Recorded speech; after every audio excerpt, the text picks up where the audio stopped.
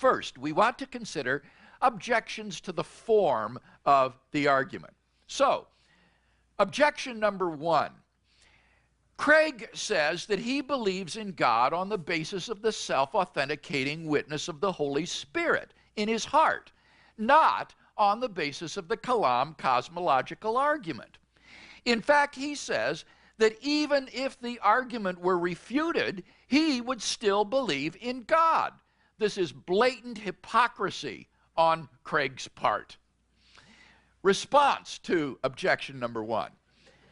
The problem with this objection is that even if I were a hypocrite, there's just no relationship between the soundness of an argument and the psychological state of the person propounding it. The objector is thus guilty of putting forth a textbook example of an argument ad hominem. That is to say, trying to invalidate a position by attacking the character of the person who defends it. So, what does make for a sound deductive argument?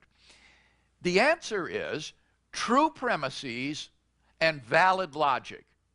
True premises and valid logic.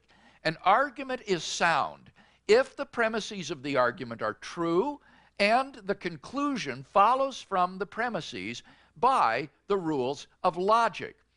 The soundness of the Kalam Cosmological Argument is thus entirely independent of me. The argument was, after all, defended by the medieval Muslim theologian Al-Ghazali 1,000 years before I was born. If the argument is sound, it was sound then. If the argument is sound, it was sound during the Jurassic period, before anyone had propounded it.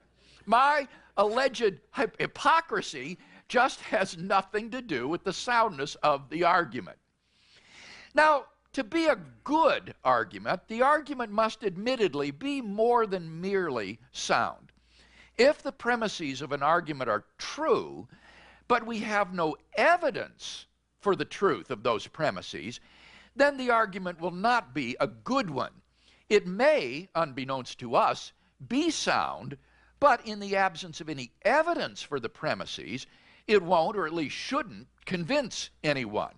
The premises have to have some kind of epistemic warrant for us in order for a sound argument to be a good argument. Now, I've argued that what is needed is that the premises need to be not only true, but more plausible than their opposites, or negations. If it is more plausible that a premise is true in light of the evidence rather than false, then we ought to believe the premise. Now, plausibility is, to a certain degree, person-relative. Some people may find a premise more plausible than its opposite, while others may not.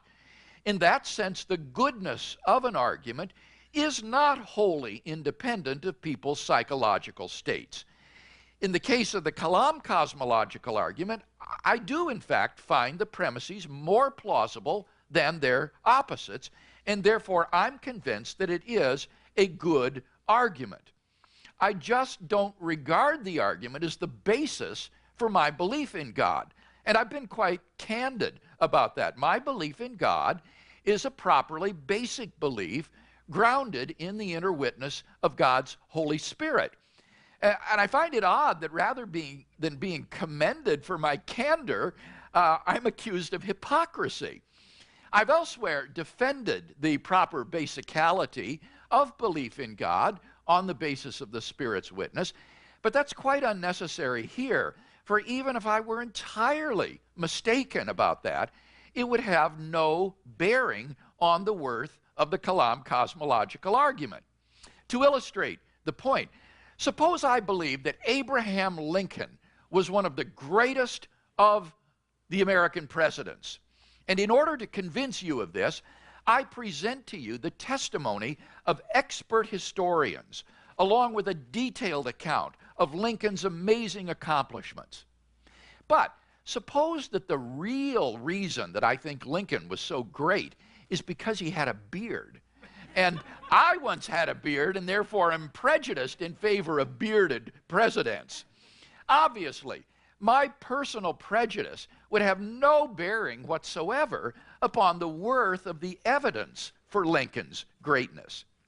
Similarly, whatever reason I have personally for believing in God, whether it's the witness of the Holy Spirit or the ontological argument or the teleological argument or divine revelation or whatever, that just has no relation to the soundness or the worth of the Kalam Cosmological Argument. The skeptic may not like my taking belief in God as properly basic, but that's not a criticism of the Kalam Cosmological Argument. That's at best a rejection of proper basicality of belief in God, which has simply no bearing on the worth of the Kalam argument.